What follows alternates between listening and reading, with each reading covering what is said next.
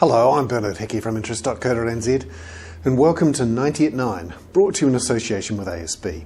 This is our morning briefing where you get everything you need to know in 90 seconds at 9 o'clock, starting now, with news of research from the New Zealand Institute warning of an 11.2% unemployment rate within a couple of years.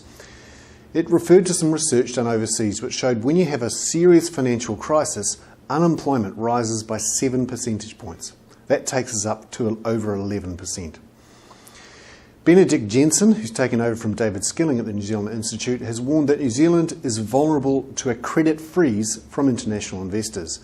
42% of our funding comes from overseas, and 60% of that is due to roll over or be refinanced in the next year. So there really is a risk of a credit freeze that hits New Zealand businesses.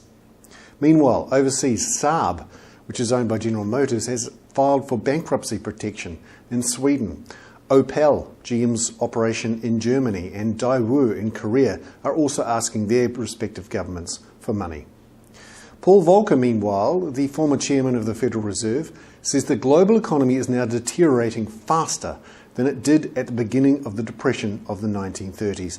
And he's old enough to remember. George Soros, the well-known investor and trader, he now sees no end to the financial crisis in sight, and he says it's worse than the Depression of the 1930s.